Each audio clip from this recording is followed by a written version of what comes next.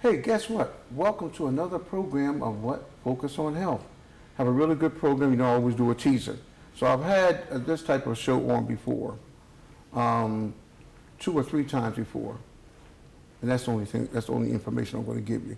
See you on the other side of this commercial. Hello, I'm Skip Henderson, the Mayor of Columbus. Did you know that litter has a negative impact on our community? Join me in becoming a leader against litter. Together we can create a cleaner, safer, and more beautiful Columbus, Georgia. Hello, I am Mimi Woodson. Did you know that litter has a negative impact in our community? Join me in becoming a leader against litter. Together we can create a cleaner, safer, and more beautiful Columbus.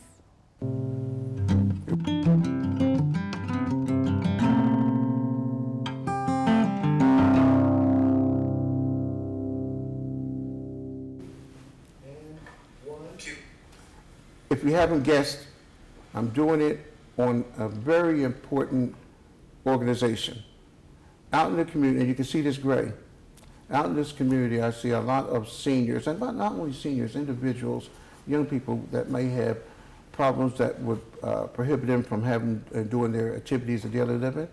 And so I have to my right Mr. Daniel Levy, and I'm going to excuse me as I read this thing here because my vision is not all that good. Advantage Home Care, and Gail Walford, who's the patient care coordinator. So I'm going to ask Daniel, who is a homeboy, by the way, to look into that camera and tell everybody who he's related to that he's a homeboy, where he went to school, how he started this company, because he is the boss man of the company here, sitting to my right. And Daniel, you're on. Well, thank you very much for having us. I'm Daniel Levy. I'm owner and president with Advantage Private Home Care. The company's been around since 2005, and I took over ownership at the end of 2014. I am local, born and raised here in Columbus, a Hardaway High School graduate, and deep roots here. My grandmother was actually born here, and my father, Mark Levy, was raised here his whole life and still lives here in Columbus. There we go, there we go. What got you started in this business before we go to Gail? Well, actually, it's one of those situations where I had a personal experience where I was actually the client. Oh, really? Absolutely. I had a very bad accident when I was in college that I ended up at Grady Memorial for about a month. Wow. And then I ended up coming back to Columbus, where my stepmother, Devon Levy, is a registered nurse as well. With nurses? Exactly. And it kind of steered me in this path to know how to help others in this type of situation, no matter if they're seniors or not. Oh, wow, that's awesome. And that speaks to, by the way, of your commitment in our conversation. So that's an excellent thing. Thank you. Okay, sitting next to him is Gail. Good morning. I'm Gail. If you look at that camera right there, Gail, Yes. let everybody know about yourself. I'm Gail Wofford. I'm a patient care coordinator with Advantage Private Home Care. I've been working with the company for 2 years, and I enjoy my work every day. Daniel and I had worked together previously for a national company that did home health services, and so I've always had a love for helping seniors. I love coordinating care for individuals, and that is what I do for the company as well. So I help grow patient-client relationships. So I go to local hospitals and doctors' offices and senior living communities, and I do community events. But I also meet our individual clients so that I can know what their needs are, and then I can help match them to a caregiver that our company will provide them to assist them in their homes. What I like, Gail, is that you're on your way to see a spouse today. Yes, sir. So today I have a meeting with a family. We're going to talk about the surviving spouse benefits through the VA. So I will go in and do a pre-screening to determine if this family can apply for the aid and attendance pension. Okay, well, that's good. Okay, so then, really good background. I'm really touched by your story. Man, I'll tell you, there's nothing like being up close and personal with the needs. Well, it's nice to be able to find a path out of that, and to know that this is all I've done in my professional career. This is actually my 19th year being in this industry, so I'm proud to say that this is my path. Well, that's a good thing. Okay, let's go to the first slide. And this is all your contact information. You want to add anything more to this here so that our individuals can know? Next slide, please. There we go. That's all our information. You want to add anything to that, Gail? No, so you can call us, of course, at our number, 404-312-6423. Also, Daniel and I would respond to emails, so I've listed both email addresses. My name is Gail, and that's spelled Gael, and then That's Daniel. threw me off a couple of times trying to correspond. It often does. And then, of course, Daniel's email is listed as well. Good. And then we have a web page, and that is listed at vantageprivatehomecare.com. Okay. Next slide, please. Okay, founded in 2005, like you said, and you've been the boss man since 2014. Now look on this slide and let's see if there, can you see, it says, I'm going to read it, licensed to serve in 35 counties across the Atlanta metro area, including Muskogee County. What counties to the southwest? Which ones? All of them? Sumter County? Which? Not currently, no. Currently, it's mainly Muskogee and above. And above, I all got the way covering your territory, which is Pike County. And Right. So we also go to Meriwether County and Harris. Okay. Go to Harris? Yes, sir. And I'm Okay. actually the one that personally would come Okay. to visit those families to set up services if we needed to assist What I them. like under this is our goal is to assist individuals and families in achieving their desire to remain in their homes for as long as they are able. From my perspective, a senior perspective, my wife got sick, very seriously ill. Fortunately, with me being a nurse, I was able to take care of it. But it brought the stark realization, the obstacles that a lot of people, and it could be just a day away. One day you're well, the next day you're in a hospital as you, and the next day you're in extended care. So you need individuals to really go into the home and really take care. And what I see in the community, and by the way, why I have a number of these organizations come, is because you're in the wilderness. You don't know where to start, what to do. You love your loved one, but you a lot of times are not the best one. You have the heart, you have the love, but you don't have the technical knowledge. And I've been doing free community health nursing since 2003, going into the homes, showing people how to roll the patient to change the bed, how to get them from the bed to a chair and things of that nature. So organizations like yours, Daniel, are very, very, very important to have. And I like the goal is to assist the families to achieve their goal to remain in their home. We had our children come from Tennessee and from Philadelphia. Dad, we'll take care of Mama. Well, why don't you come with us? We want to stay at our own home. Absolutely. You know, so that is something to deal with. Let's go to the next slide, please. What is private duty care? You want to speak on this here? Gail, go for it. Okay, so private duty care is the one-on-one hourly care that we provide individuals that typically we're looking for people that need assistance with Right. household tasks, things like getting into the shower, Sure. trying to get dressed, fixing their meals. So there's lots of different things that we'll see later in the presentation. Just regular activities of Correct. daily living, because a lot of people don't realize until they get older the subtle changes your body goes through. I used to be able, I was military, so I could dress in what we call the 3 S's in 7 minutes.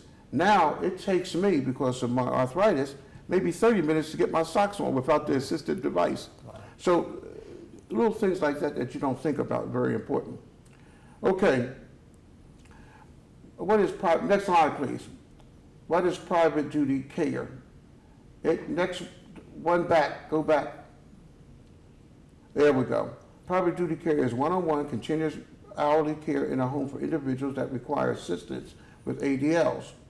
What I like about this here is that the ultimate goal is to provide whatever the individual and their family needs in order for them to remain independently in a home. You want to add anything more? You want to go on to the next slide? We can talk about this slide a little longer. So sometimes, people feel like they don't have any needs yet. Right. It's not time for them to have help. But a lot of things that we're trying to do to help families are to allow them to still have, say if it's for the primary caregiver, Sure. they need to be able to take care of themselves, go to their own doctor appointments, Exactly. be able to go shopping, get their hair done. And so what we can do is when they can't leave their loved one, we can be called in to stay with their loved one while they're able to go and do things for themselves. And of course, there's a lot of guilt sometimes involved with leaving your loved one. But of course, all of our caregivers are trained. They're certified nursing assistants. We do hands-on training at our company to make sure that we are safe with our transfers and that we know how to take care of, like you said, changing someone that's bedbound. Everybody is at a different level, so the levels of care are all, specific Sure. to individuals. It's specific, and that's why your organization is so important, because your caregivers are trained for that. And you mentioned something, Gail, that's very important. There is a lot of guilt on the part of the caregiver. They feel that they're giving up on their loved one when in effect they are helping them. Because one of the things that I try to stress when I go into the homes, and especially when I recommend to them, they're struggling, and the majority of the ones are females trying to take care of the males. Right. And they're struggling, and I see over the long haul their health deteriorating. I have to let them know that you are always the boss. The individuals coming into the home are there to assist you. And I see Dan, he's shaking his head. Absolutely. I've heard you mention before on your shows about caregiver burnout. That's exactly right. And that's what, in a way, you have to invest in yourself to be able to take care of your loved one. Bingo, say that again. You have to invest in yourself to be able to take care of your loved That one. is, and you want to know something I couldn't have verbal. In fact, I'm going to steal that line next time I talk to someone, because that is exactly the case. I see a lot of the caregivers. I can see their bodies breaking down, and I can see the stress, and so you couldn't have verbalized that any better. And there is a lot of guilt when it's unnecessary, and when you verbalize it the way you did, it makes an individual really understand. Want to say anything more on that slide, or go to the next one? Well, and one of the things when I come into the home to meet a potential client, we talk through what's going on currently in the home. Good. And then what we can do to support that caregiver and that client. And like we've talked about, sometimes sometimes I meet families more than once, because sometimes we just have to talk about it first. And just kind of get it in their minds of, is this a potential avenue we want to navigate? With my background, I'm able to talk about different resources in the community for them. Sometimes we need to refer them out to other entities, like getting them some home health services, some therapies, to help with the safety in learning how to transfer the loved one. Sometimes we talk about, is it really better for them to go to an adult daycare for a little while? Is hospice an option at this point? Sure. So that's one good thing between the two of us and the rest of our team. We've all worked in healthcare now for a combined, I feel like, lots of years. Yeah. And so we have lots of relationships with other entities in these communities. I've even helped families, decide on, should we tour assisted living facilities? Right. So I really enjoy getting to, see what is the most appropriate level of care. If the goal is to stay in the home, then absolutely we want to make that happen. But we also want to make sure, like we've said, caregivers got to stay healthy as well as our potential client. And what I like about what you said is that people don't really realize that until they hit that wall. When something happens, like in your case, Daniel, and specifically, Gail, you spoke to the hardest thing for individuals to do is to navigate through the social work services that are available to them that they don't know about, but that you do. And so the way you verbalize that, as you can see, she has the experience. They can tell you the things that you need and tell you the things that you don't need. And so this care is invaluable, and I'm really glad you guys are taking the time. Anything more on this slide here? I think we're I think good. we've covered that one good. Okay. It's a whole, next slide, please. There's a whole list. We're just going to look at the list. Whole list of services that they provide. Do you want to talk to any specific one, or just go down a list so that people will know? What do you want to do? We've got a half an hour. We'll do a general overview. Good, so sure. the things that are listed would definitely be specific to each individual client. So not every client's going to need assistance with all the things listed. Sure. So when I go in to do a home assessment, we talk through some of these different areas, whether it's that they need some light housekeeping. And usually when I talk to a family about light housekeeping needs, we're really trying to focus on the client's areas. So Sure. where the client resides, as Sure. in their bedroom, Sure. their bathroom. But then with the meal preparation, there's going to be light housekeeping involved there, because as Sure. we're cooking and providing those meals, we're going to keep the dishes, taken care of. and those types of things. So also with us having CNAs providing the care as the caregivers, then we are able to do some of the things that assist when we're working with someone that has a home health company involved or a hospice company. There are things we can assist with, like the home exercise programs that may not even be listed, but I have a therapy background, so that's kind of near and dear to my heart. And that's very important, because if you don't, the adage, if you don't use it, you lose it, is true. Correct. And we want to keep them, like we've talked about, as independent as long as possible. Exactly right. So our caregivers can, assist with walking someone, with an assistive device, or just, if it's safe to hold on to the caregiver. And let me just stop you. And that's important, because not every organization does that. So I'm glad that you are able to do something like that. Yes, sir. Yeah, I think that's important. I mean, we do hands-on care. So she mentioned the term CNA, and I know your background. Sure. But others who don't, a certified nursing assistant. Sure. They've actually gone and they've trained, and they're certified through the state of Georgia, through the Georgia Nurse Aid Sure. Registry. That's very important. And that's the only caliber of caregivers that we will hire, because we want to have that background, because in some situations, hands-on care from our team is needed. For that Exactly level. right, exactly right. And I'm looking at your list here. Your list is pretty much comprehensive, so you do it all. I mean, this is really skincare is especially important. Catheter care. So, we might want to just stop and just look at some of the things that there. I'm looking at this list, if you want to know, and I'm really impressed with the types of services that they offer that are available. And when I saw catheter care, that's not always offered. So you do have LPNs or LVNs, RNs, or your CNAs that are certified to provide catheter care.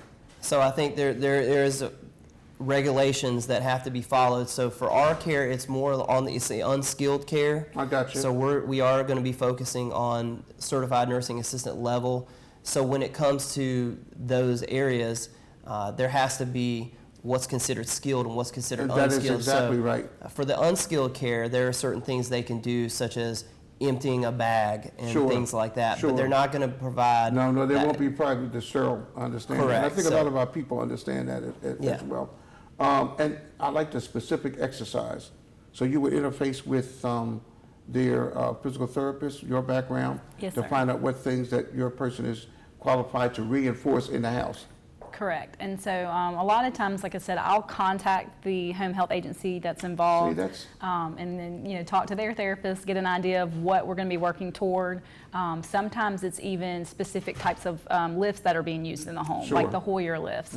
We can have those therapists train our CNAs so that we're using the correct technique. And a lot of times the family, has to be trained anyways. Sure. So it works out very nicely for us to be able to provide I those like services. your level of interfacing with the family.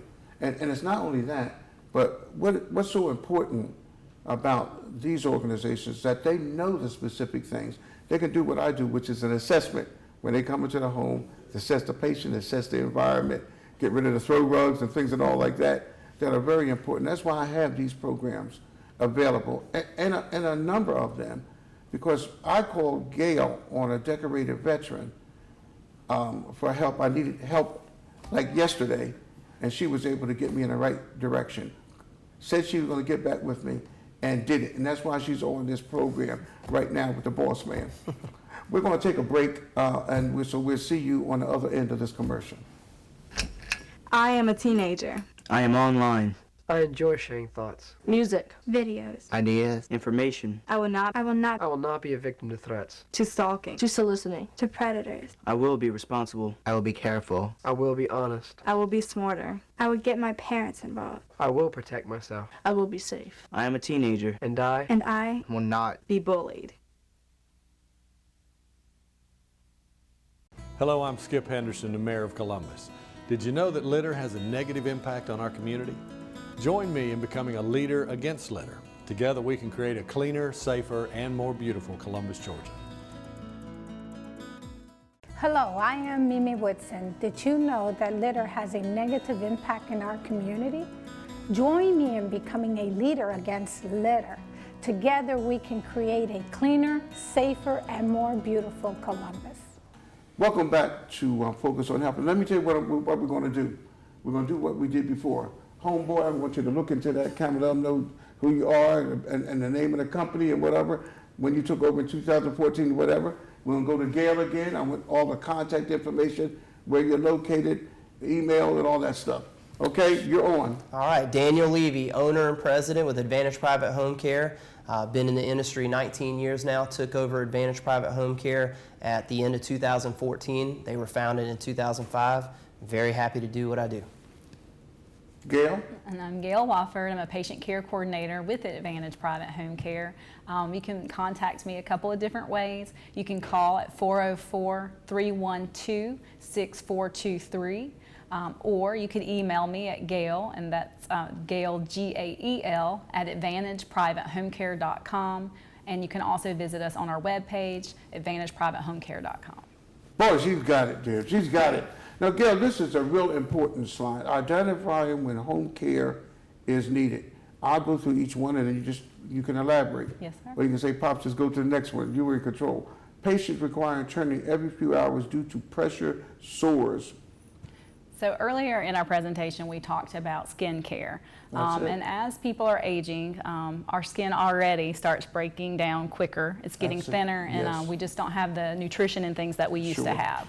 So when we are in the home, our goal would be to make sure that we are putting that as a top need. Yes. And so this is a lot of times when someone goes onto a hospice service, they are typically bed bound. And they recommend that we change positions every 2 hours. Of course, we want to keep the patient or client as comfortable as we can. So sometimes we do have to get creative with these repositioning Yes, you do have to be techniques. very creative. So we do want to make sure that they're always in a position of comfort. Also, there's bony prominences or bony areas all over people's bodies, and they differ from person to person. So of course, that's one thing that we keep in mind. We actually have a registered nurse that comes in first for our company, and she would do an assessment of the skin, and she'll let our caregivers know what areas we need to protect. And just to highlight something, this is something that the average person does not do, the loved one. The caregiver does not know to do. And my whole goal is try to highlight that something like this is necessary. No guilt. You're helping to provide the best care for your loved ones. Okay, I didn't mean to cut you off. I just No, want you're doing great. Okay, caregivers may be too weak and unable to transfer a patient from one location to another in a home without assistance.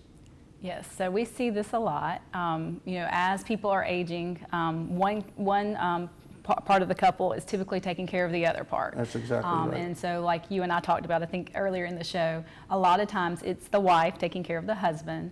Men typically outweigh their wives Sure. and are often taller. Sure. So we definitely want to come in and help a family member with lifting, with transfers, and sometimes we're just helping them learn technique while we're there. Which is very important. Correct. And when we're there, we are going to I've learned, I'll see what a family's already doing, and if it is working for them and the client, then we will try to adopt that same strategy. But sometimes a caregiver can only transfer the way that's comfortable as well for them. Exactly. And it's been neat because some of our families are like blown away about, learning the new techniques and how much that's helping their body mechanics and that's supporting their backs and needs. And that's extremely So- important. You people on TV can't see Dan, but everything that she said, he's knocking his head back and forth like this. Absolutely. Let's go to the next one. This is really important. The patient may have a limited or non-existent network of family and friends to supplement the hospice services provided.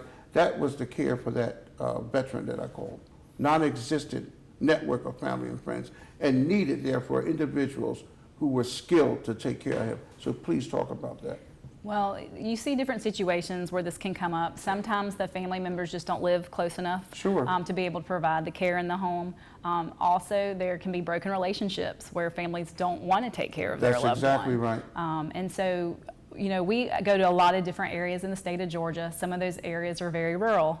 And when things are rural, things are very spaced out. Sure. So one thing that we can do is to provide that extra care that's needed. But that's what's so great is it can partner with other companies Exactly like right. hospice and home health Sure. companies. But, you know, if the goal is to stay at home, then this is an option for that client to be For that able to client. stay in their home. Now, this is something I know that you and Dan and I spoke about before we started filming. Veterans or surviving spouse is in need of home care services, but has limited income and access to fund care. And what Dan brought up is the fact that a lot of times we think about maybe the service personnel, the male, but a lot of the surviving spouses, being male or female, will need to have help as well. Because with all of our fantastic female military, oftentimes what will happen is that they may pass and then the husband. A lot of times it's the male than the female. But I'd like you to speak about that. This is extremely important. And Gail is passing it off to Dan. Passing the torch. Good googly woogly. He got Dan on him. Okay, come on, Dan. Well, this is a situation where out of sight, out of mind can happen. Sometimes in the healthcare world, we might be dealing with a female who is in their late 80s or even early 90s, and they are a surviving spouse of a veteran. Sure. So a lot of times when questions are asked, they might not think about asking, was your husband in the military? That's exactly right. And we're at a date range where basically World War II and the Korean conflict is for most seniors that are in their 80s or 90s. And if we don't ask that question, we might be missing a whole entire population that can Exactly. get our services covered through a special VA benefit. Exactly right. That's exactly right. And I'm so glad that you brought that up. I think I verbalized to you of a spouse, husband was dead 4 months. She's trying to survive solely on Social Security. Happened to come to the DAV office. He was 100% veteran, so that entitled her. So those types of things are very, very, very important. And I'm going to tell you something that I'm seeing a lot because of the service of many of our female soldiers. I'm seeing some of the husbands who are struggling right now because the wife has expired. So I'm so glad to see that you all are cognizant of the need of something like that and that you are asked the types of questions that you need to ask. Thank you. Okay, do you want to go to the next slide? Yes, sir. Let's go to the next slide, Bruce. Okay, let me get there. I'm lagging. Private duty care and costs. You want me to speak? Are you passing the baton? Absolutely. Okay. She's got it. So, Okay. of course, one of the biggest questions about private home care is how is it paid for? Sure. And there's can be some confusion there at times. But typically, private home care is not covered by the health insurances or Medicare.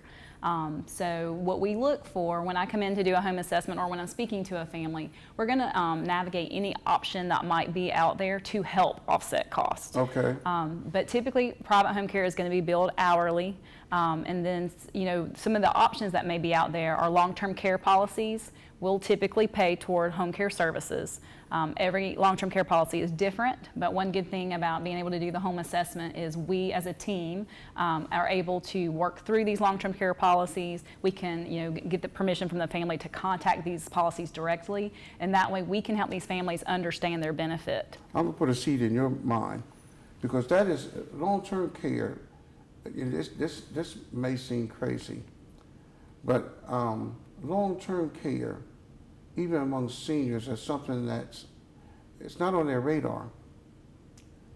That might be something that y'all might want to try to get on the front end of advertising, letting people know about, and if so, getting back with me so I can have televise this. That's very important.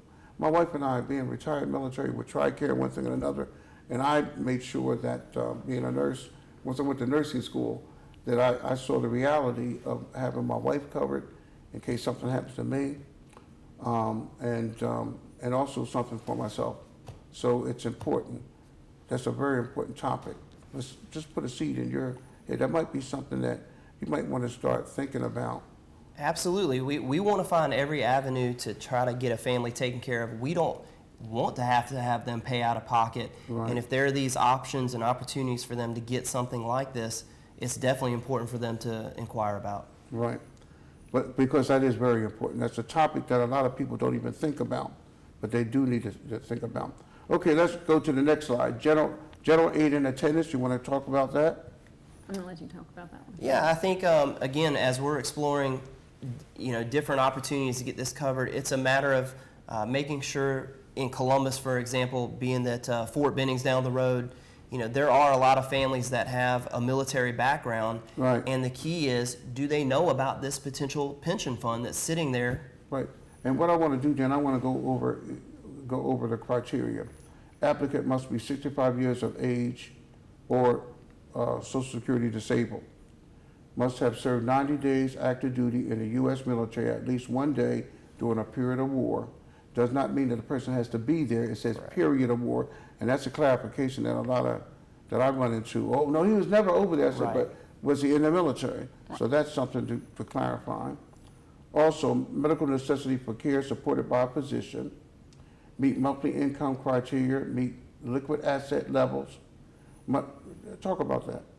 Well, that's sometimes one of the hardest roadblocks to get the benefit. But the key is still reaching out to companies like Advantage to be able to try to navigate and get some of those answers. It's been talked about on your show before. The criteria, you have to have under $123,000 of liquid assets, and those can be savings account, bonds, your checking account, things like that. And you take into the income that you get per month as well with that equation. So without getting too deep into that might be what I've seen happen is that might be the eliminator. Correct. For receiving this care. And that's why having individuals like yourself who could sit down with the person and pretty much make a judgment on the front end whether the person would be eligible will forestall a whole bunch of problems. Absolutely. I mean, in this situation, it's our job to try to come up with a solution. So if we know that is a barrier, we try to figure out different ways to work within that. Sure. So in that situation, if they're over the limit, is a private pay the right path for them? Or if they're close to the limit, can we get them in touch with the right contacts to help them get this benefit? We want them to get that pension. And I'm glad you said it. They actually want for the person, because these individuals are here to help. And so they know all the ins and outs, the A through Z's that's going to determine whether you're eligible or not. And one thing I like about these services is that the average person is in virgin territory when it comes to not only the illness, to taking care of the loved ones, and all the myriad things that are involved, the administrative things that are involved in taking care of the person that you love. And that's why I have these types of programs on, and their contact information if you ever need their services. Okay, so let's go to the next slide. The next slide said typical referral flow and action steps. I already know you're going to look to your left, Dan, so don't even say a word. Let Gail go ahead and run with the ball. All right, so this is where I definitely come into the picture.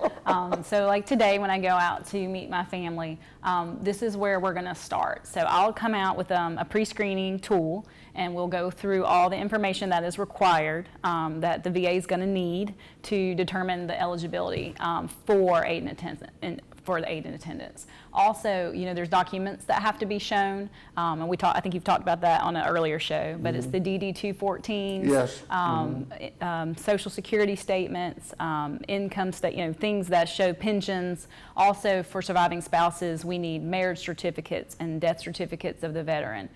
So I help families navigate that, because a lot of people don't have those tools. They don't have the tool. They don't know how to get them sometimes. That's exactly right. So I try in my capacity the best that I can to help them figure out how to get these documents, and we make copies when I'm there, and then we just walk through it. And like we've talked about, if it's something they're not eligible for, we don't want them to spend a ton of time on this benefit if they can't get it. Unnecessary anxiety. Right.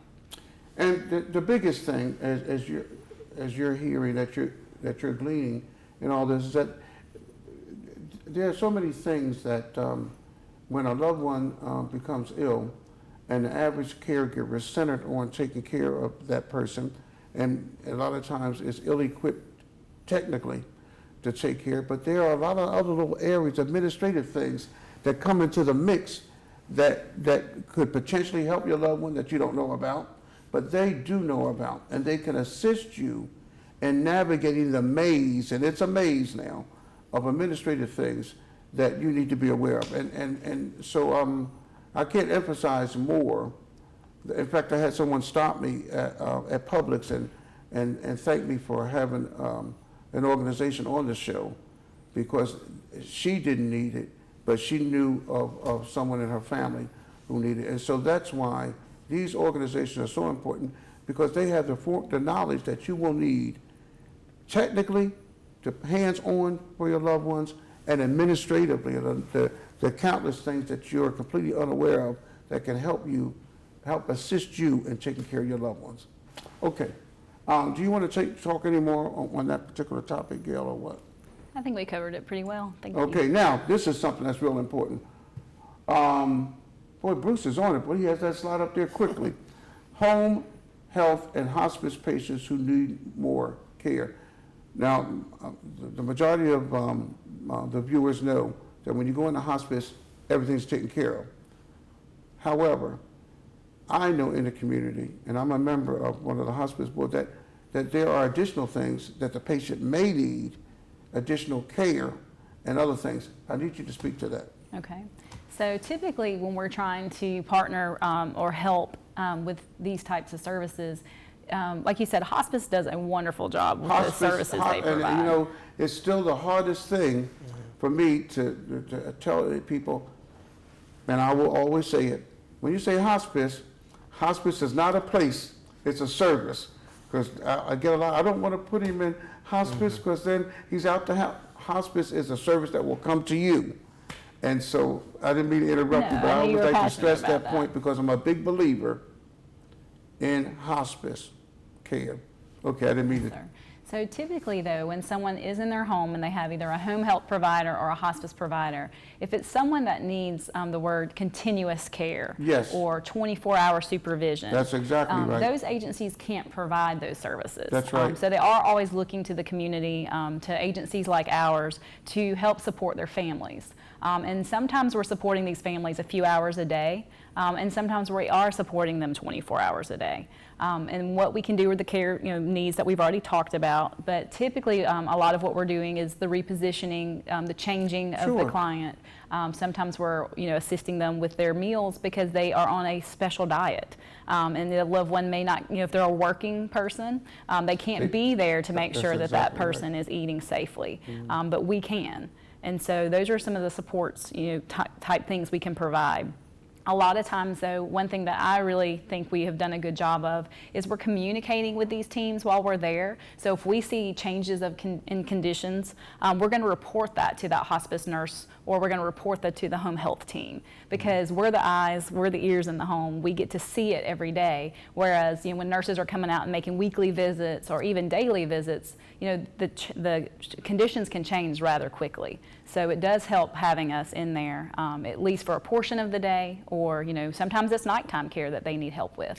Right, and I'm glad you mentioned it, because now the reality of the situation with the veteran is that I had to adapt to hours where I had to make sure someone was there in the morning, make sure someone was there mid-afternoon around 2 o'clock, and I had 2 visits in the evening, one in the early evening around 1800, around 6 o'clock, and then another person that came in around 8. So it gives you the facility, even if you're in hospice care, and you want to specifically address a need of your loved ones. That is what Gail is talking about. And I'd like to add to that. Sure. I think that we use the term bridging the gap. Oh. Your example is a perfect scenario that many families face. So in a situation where I think the terms intermittent versus continuous. There we go. Home health and hospice is more of an intermittent visit versus continuous, where we are doing continuous hourly care. So we are all a team, and we are filling in the gaps that the hospice or the home health cannot provide around the clock, or sometimes even the families. And I want you to repeat that, because you summed it up. You got a good memory, I can tell by looking at your face. But the way you verbalized it is correct. Well, it's not saying that hospice can't do this. What it's saying is that it's if you want to specify, hospice provides the intermittent visits versus continuous hourly. We have to work as a team, and that's why we work with these multiple companies Exactly right. to provide continuous care. So it depends on what the family can or cannot do, and we try to bridge that gap. Because a lot, and I'm sure that you run into this, a lot of individuals don't realize that they have that flexibility. Correct. Okay, we're gonna take a break because of this thing here, I'm not that technologically swift as I should be. So we're gonna see you at the other end of this commercial. Okay, this is a good one. I present to you Algebra 2, Foreign Languages, and finally, Biology. Who among you will step up to their challenge? Me. Yeah, I'll do it. Me too. Sign me up. Take on the tough classes now. You need them to prepare for college.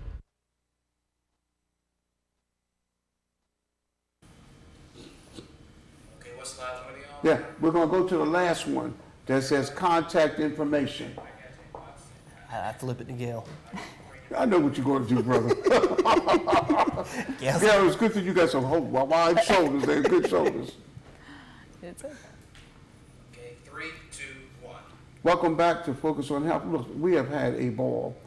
I get the most joy out of doing this program and to having the viewing audience really see organizations like this organizations that they can utilize. It's all about providing information to you, the viewing audience. And as always, I'd like to thank this administration, the mayor, B.H. Skip Henderson III, Isaiah Hughley, the city manager, and of course, I cannot leave out Michael King, who is the producer of the program, and his assistant, Bruce. And so what I want you to do is look into that camera as Bruce puts the contact information up so that we can let our viewing audience know how they can contact you. Gail, if you'll look at this. Yes, sir. So thank you again, Pops, for the opportunity to be here. We've enjoyed ourselves, and we hope that you guys learned something from our program. But you can contact me, Gail Wofford, at 404-312-6423, or you can email me at Gail, Gael, at AdvantagePrivateHomeCare.com. And then you can also visit us on our webpage, AdvantagePrivateHomeCare.com. And Daniel, you got the right person for the job. Let me just tell you, brother. And as I always say at the end of the show, please take the time to be good and kind to yourself because God loves you. See you next month.